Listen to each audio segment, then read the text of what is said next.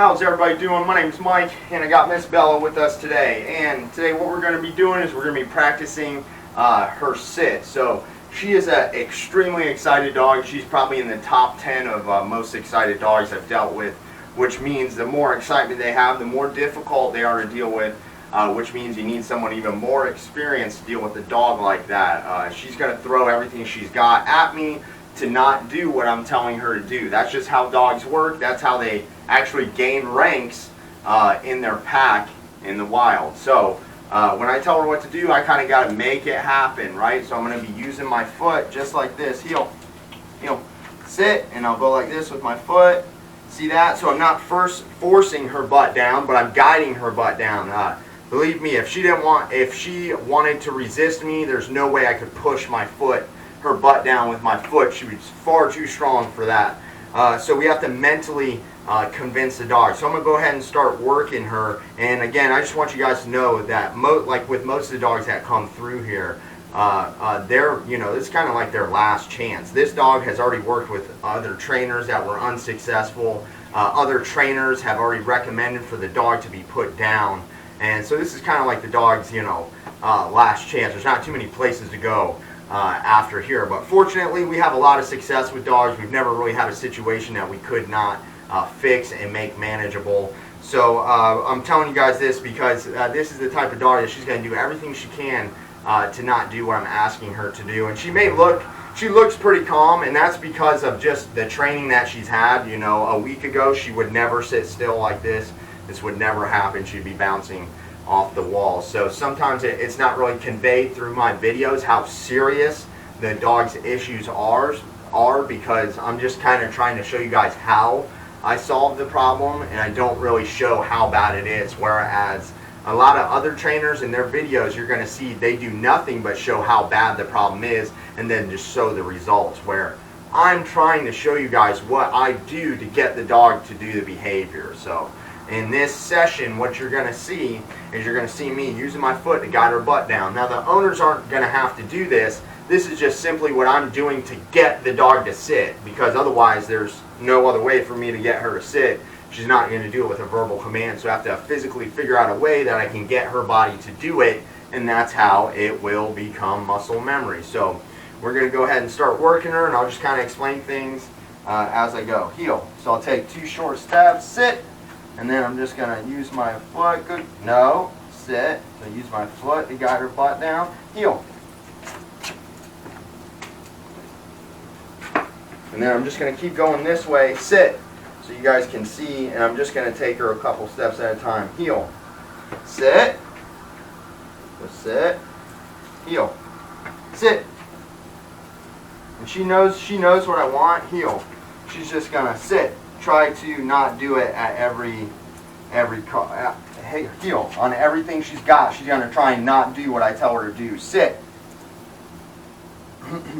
Heel. And what this is going to do, it's going to make it muscle memory. Come on, girl. Come on, girl. Sit. Come on, girl. Sit. Good girl. So that was no foot. Heel. Sit. So no foot. I'm just putting pressure. Good girl, good sit. So that's how I'm teaching her. I use my foot and the leash to pull up with. So I use the leash the first. Good girl, good sit. The first day you saw me work with her, I was introducing her to the pressure of the collar. Now I'm using that same collar pressure to guide her in the sit position. I'm holding the collar up and I'm using my foot to press down to create the sitting motion.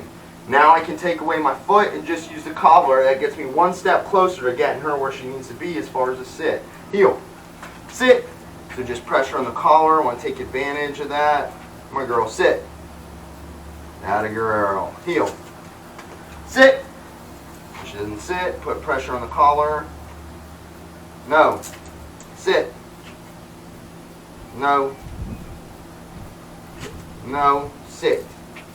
So again, she's going to give me everything she's got to not sit. Again, I've been working with her for a week. With most dogs, it goes a little bit faster.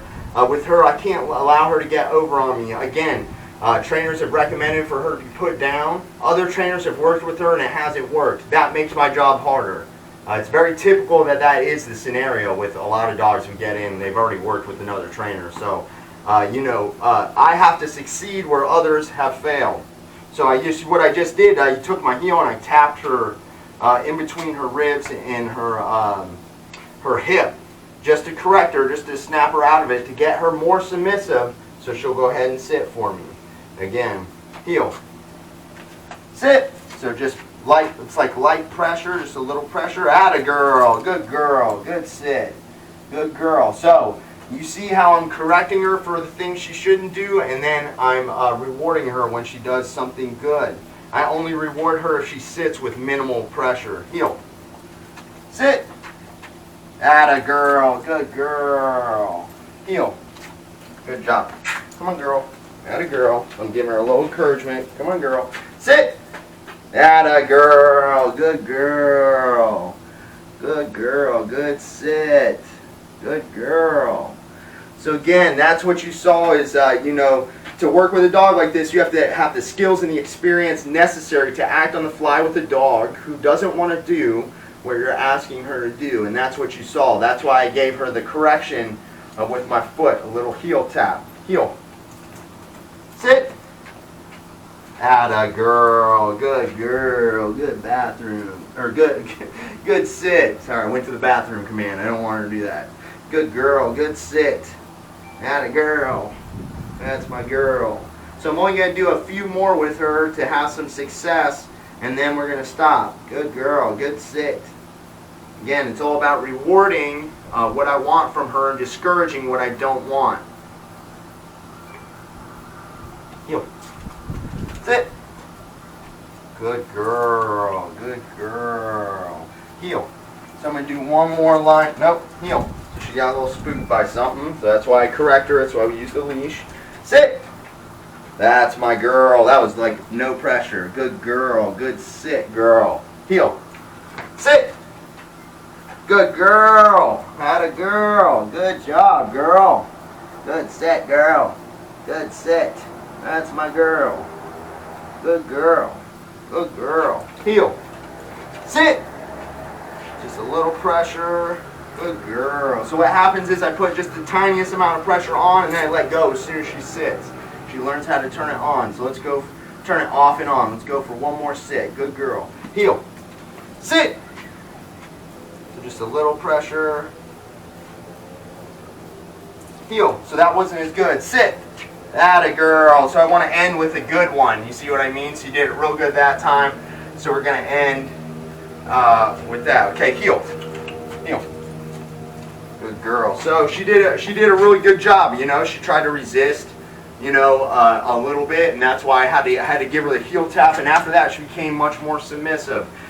So you kind of saw in real time how I got her to go from having to use the foot and the collar to just using the collar to then being able to put almost no pressure on that collar and just be able to give her, a vocal command. So we have to reward them for what we want. We discourage them for what we don't want. And again, this is, with a dog like her, it's going to be nearly impossible for the average person to get what they want from her. And she, in most cases, is going to run the household especially her, if she's not taught obedience, and they have to be taught in a way that they trust, understand, and respect.